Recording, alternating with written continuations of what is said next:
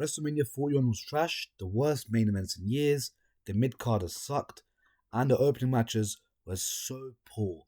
Now, I've heard this online so much, and is it right? No, because what if I told you that behind the messy endings, the betrayals, the finishes, the emotional silences, there was much more deeper stories at play.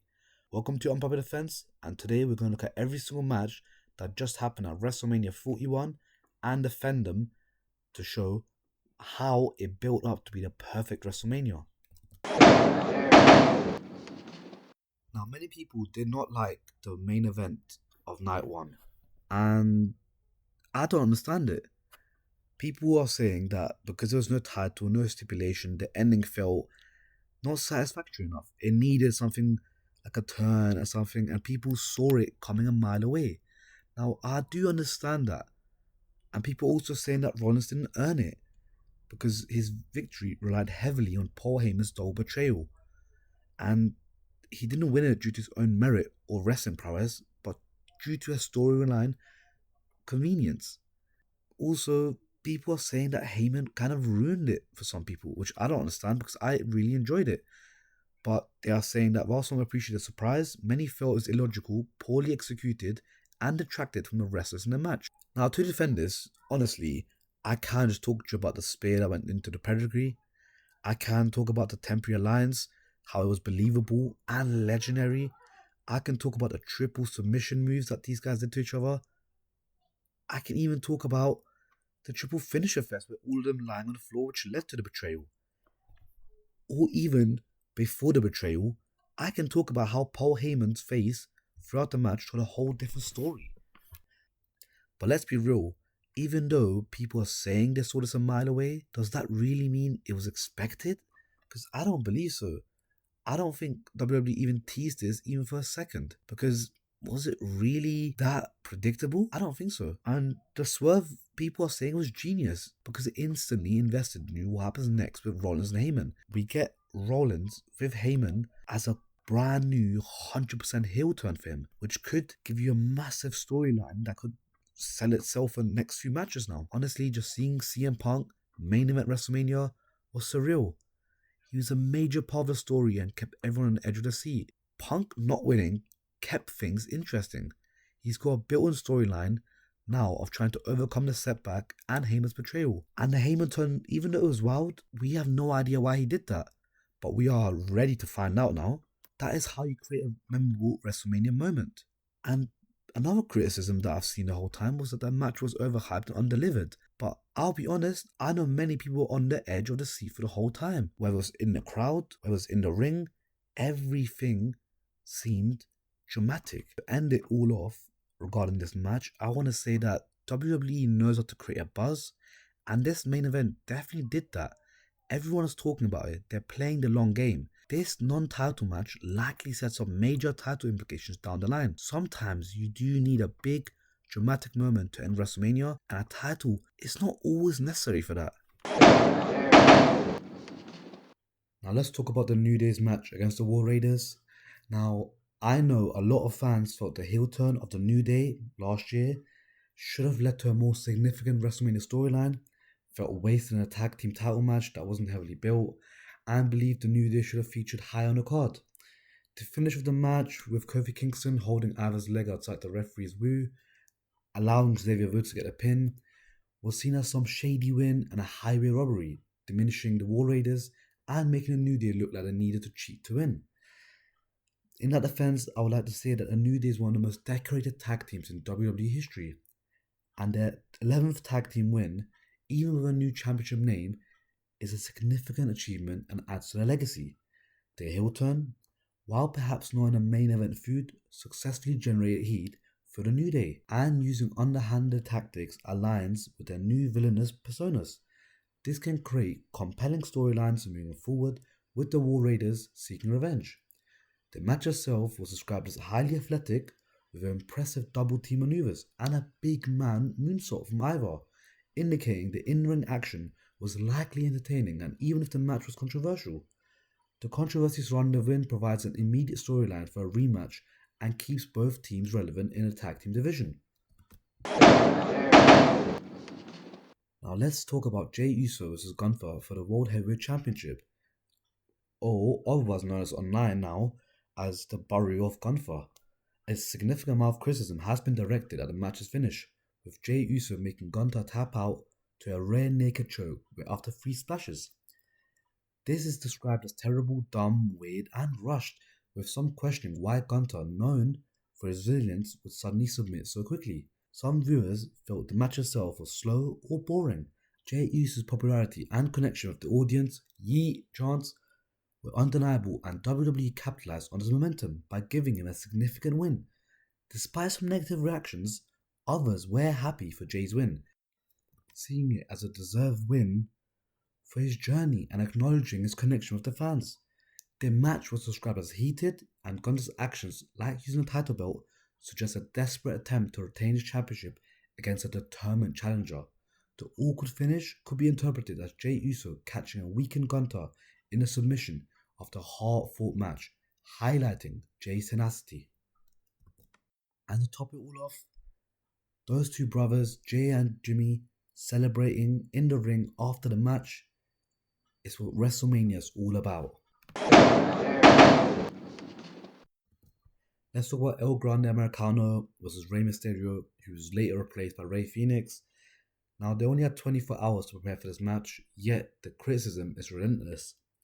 The El Grande Americano gimmick itself was met with negative perception and described as dastardly and absurd by some fans.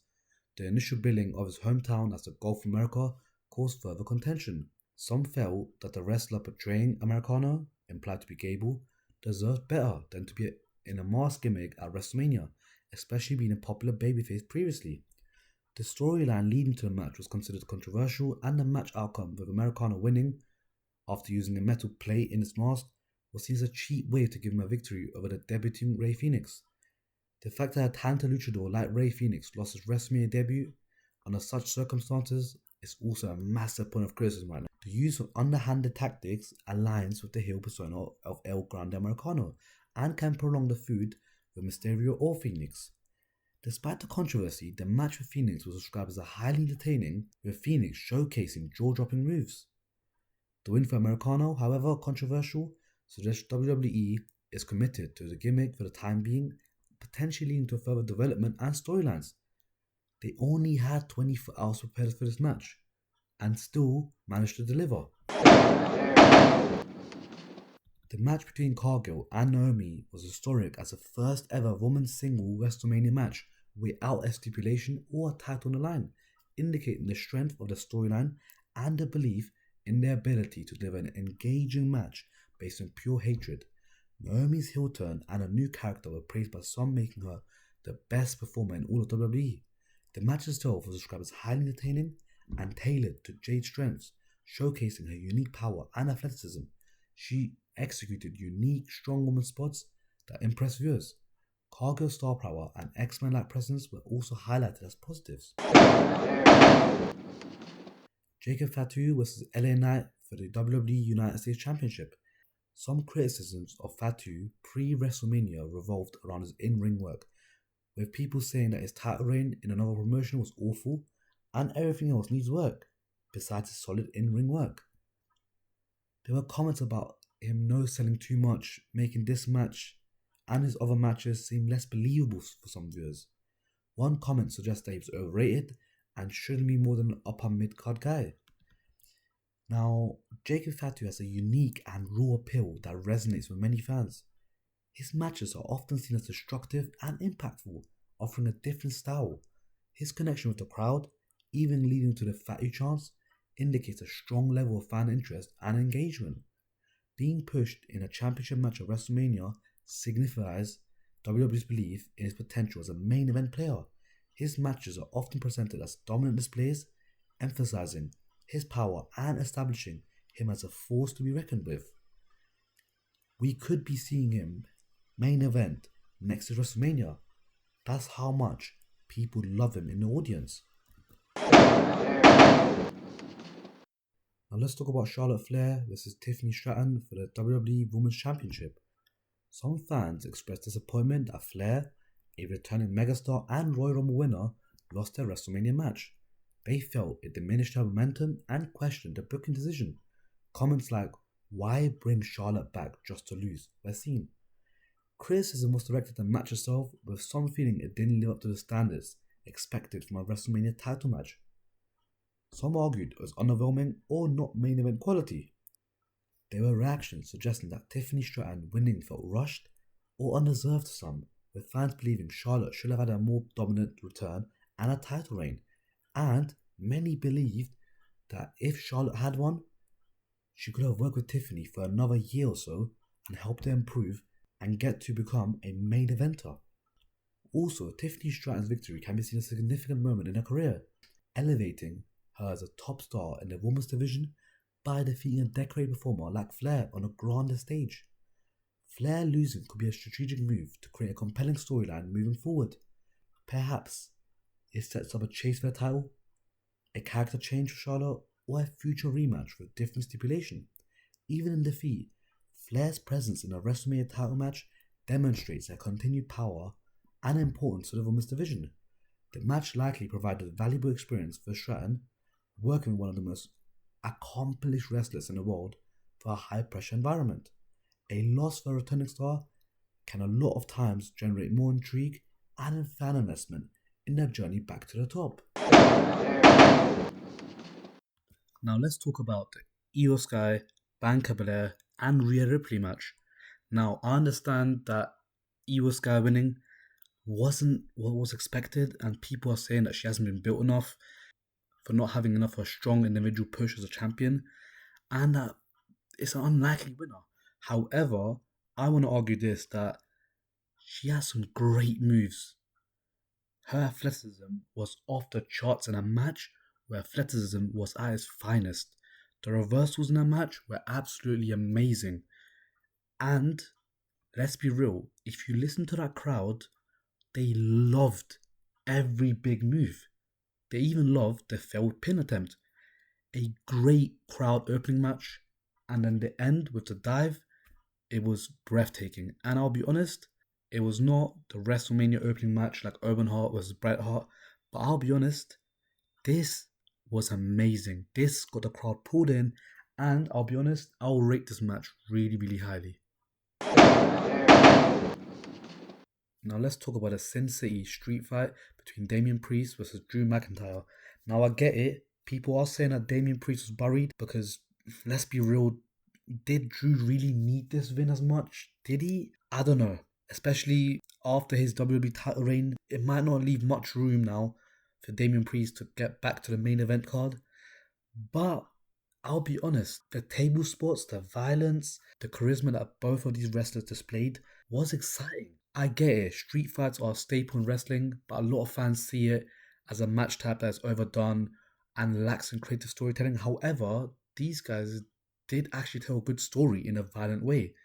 There was also concern that this type of match, whilst brutal, it could come away as a throwaway rather than a marquee event. With both men being so talented, did this match really extract the wrestlers' abilities? Maybe, maybe not. But I would say they both left everything in the ring. And to justify that, just look at both of them lying down even after Drew had won.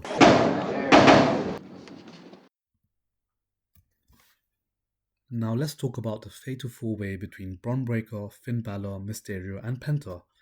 Now, Mysterio winning was unexpected, but I'll be honest, it has come with a lot of criticism online. People argued that the match was too chaotic and lacked proper focus. It was end-to-end action without any meaningful storytelling. However, I would argue that because when we saw the Judgment Day together, they were dominant and got destroyed as well, but when they did break up during the match, I don't know, it felt really real. Also, people often say that fatal four-way matches can not give enough time for individual storylines and moments. However, I feel like we had the moments in this match. Even Carlito had a great moment where his involvement didn't overstay its welcome.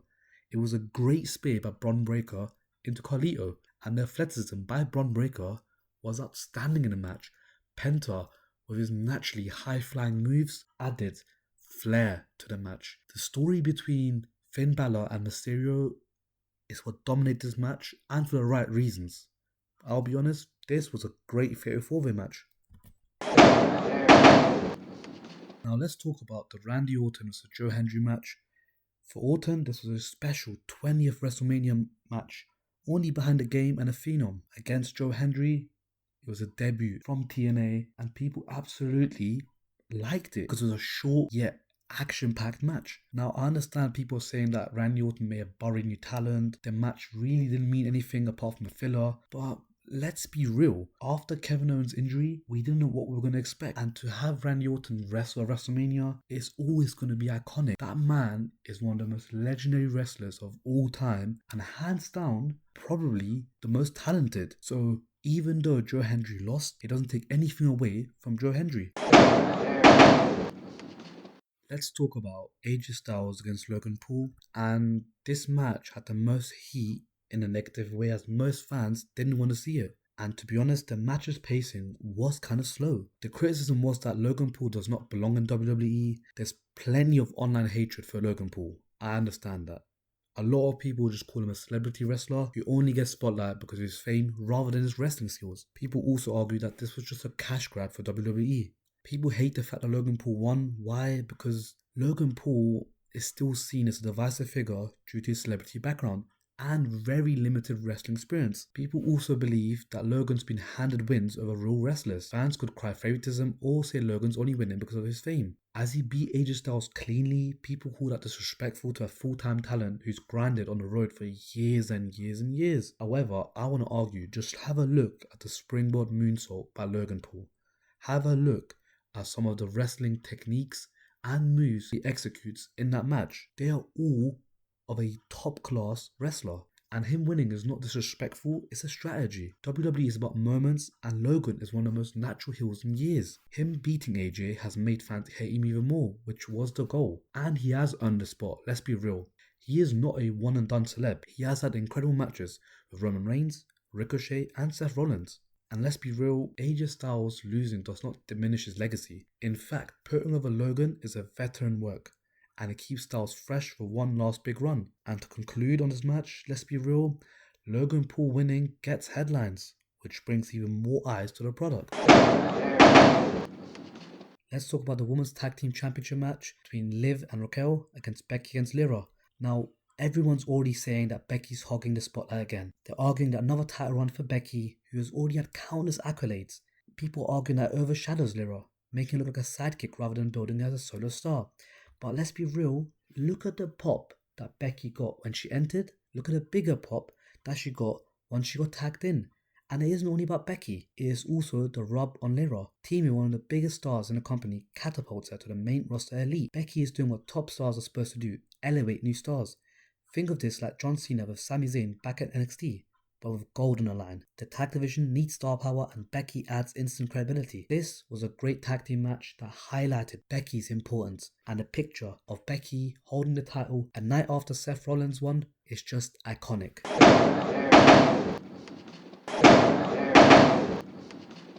Now let's talk about Cena's win over Cody Rhodes at WrestleMania 41 in the main event. Many people have lashed out already, saying it does not deserve a main event spot because of its slow pacing, somewhat slow build up to the match, the lack of explanation given to why Cena even turned. Cena winning just looked like business, but really, really safe. It wasn't risky. A lot of people argue that this undermined Cody's entire redemption arc, especially after finishing the story last year.